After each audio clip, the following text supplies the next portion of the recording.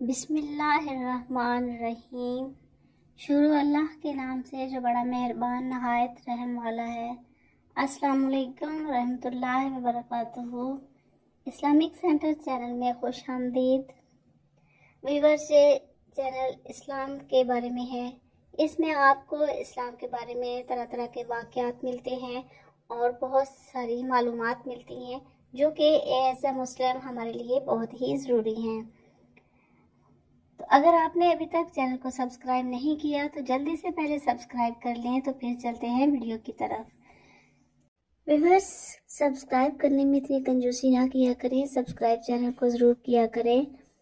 میں اتنی محنت سے آپ کے لیے ویڈیو بنا کر لاتی ہوں اور آپ کا حق تو بنتا ہے نا ایک سبسکرائب اور لائک کرنے کے لیے۔ اور چینل کو سبسکرائب کرنے سے آپ تک بہت ساری معلومات پہنچتی ہیں جو کہ ہم کسی بک میں اگر پڑھیں یا کوئی واقعہ پڑھیں تو وہ اتنی ڈیٹیل کے ساتھ نہیں ہوتا جس طریقے سے میں آپ کے لیے ویڈیو لاتی ہوں۔ تو اچھے طریقے سے ڈیٹیل کے ساتھ واقعات جاننے کے لیے، اسلام کے بارے میں جاننے کے لیے چینل کو سبسکرائب کرنا ضروری ہے۔ تو ویورز، آئیے چلتے ہیں ویڈیو کی طرف۔ آج کی ویڈیو ہے قبر کا موسم کیسا ہوگا۔ حضرت ام سلمہ رضی اللہ تعالیٰ عنہ اپنے شوہر ابو سلمہ رضی اللہ تعالیٰ عنہ کی وفات کا واقعہ اس طرح بیان کرتی ہیں کہ وفات کے وقت میرے شوہر کی آنکھیں کھلی تھیں جبکہ جسم میں حرکت نہ تھی اور نہ ہی بول سکتے تھے۔ کسی نے رسول اللہ صلی اللہ علیہ وآلہ وسلم کو میرے شوہر کی اس حالت کی خبر دی تو آپ صلی اللہ علیہ وآلہ وسلم ہمارے گھر تشریف لائے۔ جب نبی اکرم صلی اللہ علیہ وآلہ وسلم میرے شوہر کے پاس آئے تو انہوں نے دیکھا کہ میرے شوہر کی آنکھیں کھلی ہیں، تو انہوں نے اپنے ہاتھ مبارک سے آنکھیں بند کرتے ہوئے فرمایا کہ جب موت کا فرشتہ انسان کی روح قبض کرتا ہے تو مرنے والے کی آنکھوں کی روشنی بھی روح کے ساتھ چلی جاتی ہے۔ جب نبی اکرم صلی اللہ علیہ وآلہ وسلم کے منہ سے یہ الفاظ نکلے تو گھر والوں نے رونا شروع کر دیا کہ ابو سلمہ رضی اللہ تعالیٰ عنہ اب اس دنیا میں نہیں رہے۔ آپ صلی اللہ علیہ وآلہ وسلم نے فرمایا کہ مرنے والے کو ہمیشہ اچھے الفاظ میں یاد کیا کرو کیونکہ اس وقت فرشتے پاس ہوتے ہیں۔ میت کے ارد گرد بیٹھے ہوئے لوگ جو باتیں کرتے ہیں فرشتے ان کی باتوں پر آمین کہتے ہیں۔ پھر نبی اکرم صلی اللہ علیہ وآلہ وسلم اللہ تعالیٰ سے دعا کی، اے اللہ ابو سلمہ رضی اللہ تعالیٰ عنہ کو قبر کے عذاب سے معاف فرما اور اس کو اپنے خاص بندوں میں شامل کر لے جن پر تیرا خاص کرم ہے۔ اس کی قبر میں اپنی رحمتیں فرما اور نور سے مالا مال کر دے۔ نبی اکرم صلی اللہ علیہ وآلہ وسلم کی اس دعا سے ثابت ہوتا ہے کہ جب مسلمان وصال کر جاتا ہے تو اللہ تعالیٰ مسلمان کی قبر میں نور اور رحمتیں عطا کر دیتا ہے، اور جب ایک غیر مسلم مر جاتا ہے تو اللہ تعالیٰ اس کی قبر کو تنگ اور عذاب سے بھر دیتا ہے۔ اس دنیا سے پردہ کرنے کے بعد انسان کے لیے سب سے خطرناک پہلی منزل قبر ہے۔ اگر انسان اپنی پہلی منزل قبر کے عذاب سے بچ جائے تو اس کے لیے باقی سب منزلیں پار کرنا کوئی مشکل نہیں رہ جاتا۔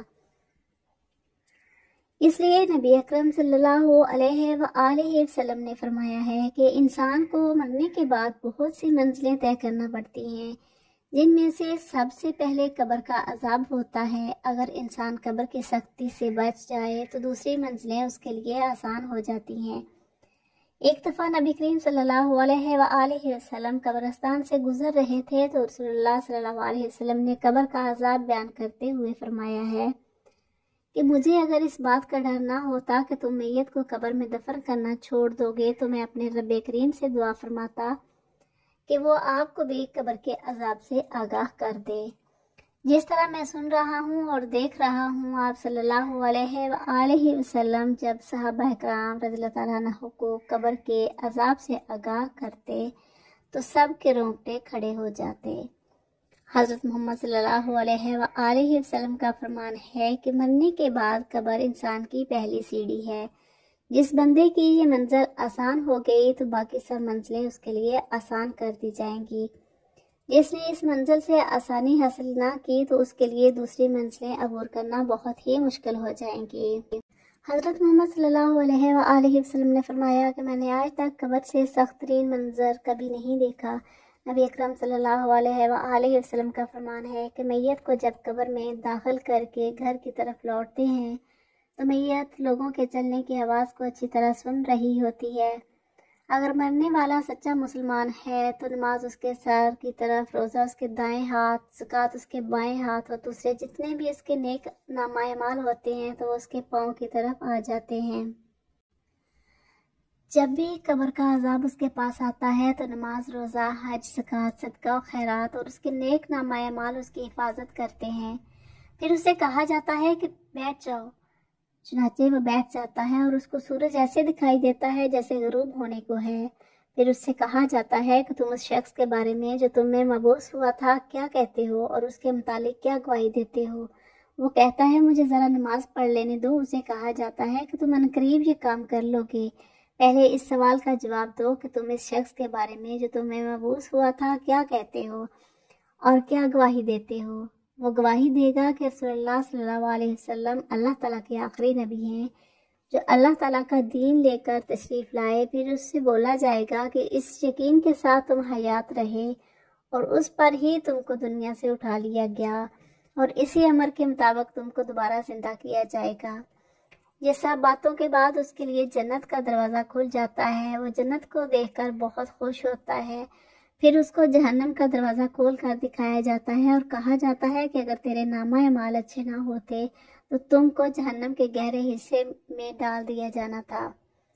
نیک بندے کی قبر کو اللہ تعالیٰ کشادہ اور نور سے منور فرما دیتا ہے۔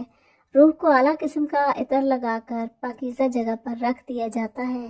غیر مسلم کے بارے میں یہ فرمان ہے کہ جب قبر کا عذاب اس کے جسم کے پاس آتا ہے تو ان کے ارد گرد کوئی بھی نیک عمل نہیں ہوتا جو اس کی حفاظت کر سکے۔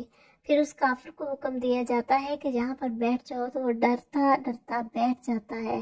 تو اس کو آخری نبی صلی اللہ علیہ وآلہ وسلم کے بارے میں پوچھا جائے گا تو وہ کچھ نہ بتا سکے گا کہ یہ کون ہے۔ پھر ان کو محمد صلی اللہ علیہ وآلہ وسلم کے بارے میں بتایا جائے گا تو وہ جواب دے گا کہ میرے علم میں نہیں ہے کہ محمد صلی اللہ علیہ وآلہ وسلم کون ہیں۔ پھر اس کو فرمایا جائے گا کہ تو دنیا میں غیر مسلم تھا، غیر مسلم مرا اور غیر مسلم ہی دوبارہ زندہ ہوگا۔ پھر اس کو جنت کا دروازہ کھول کر دکھایا جاتا ہے اور کہا جاتا ہے کہ اگر تیرے نامہ اعمال نیک ہوتے تو تجھ کو ہمیشہ کے لیے جنت میں گھر مل جانا تھا۔ پھر اس کو وہاں سے جہنم میں لے جایا جائے گا اور کہا جائے گا کہ تو نے ہمیشہ ہی گناہوں کو پسند کیا ہے، اس لیے تیرا ٹھکانہ یہ جہنم ہے۔ وہ جہنم کو دیکھ کر حیران ہوگا اور کہے گا کاش میرا بھی نامہ اعمال نیک ہوتا اور مجھے جنت میں داخل کر دیا جاتا۔ پھر اللہ تعالیٰ اس کی قبر کے چاروں اطراف کو آپس میں ملا دے گا کہ اس کی پسلیاں ریزہ ریزہ ہو جائیں گی۔ اللہ تعالیٰ کا فرمان ہے کہ جو بندہ میرے بتائے ہوئے کاموں پر عمل نہیں کرے گا تو میں اس کے لیے قبر کو تنگ کر دوں گا۔ حضرت ابن عمر سے روایت ہے کہ رسول اللہ صلی اللہ علیہ وآلہ وسلم نے ارشاد فرمایا جب انسان کا انتقال ہو جاتا ہے تو اس پر صبح شام اس کا ٹھکانہ پیش کیا جاتا ہے۔ اللہ تعالیٰ کا فرمان ہے کہ جو بندہ میرے بتائے ہوئے کاموں پر عمل نہیں کرے گا تو میں اس کے لیے قبر کو تنگ کر دوں گا۔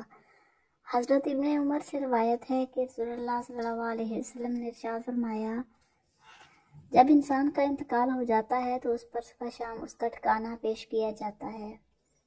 اگر وہ اہل جنت میں سے ہے تو جنت والوں کا مقام اور اگر اہل جہنم میں سے ہے تو جہنم والوں کا مقام اس کو دکھایا جاتا ہے۔ پھر کہا جاتا ہے کہ یہ تیرا ٹھکانہ ہے جہاں تک کہ اللہ تجھ کو قیامت کے دن اٹھائے گا۔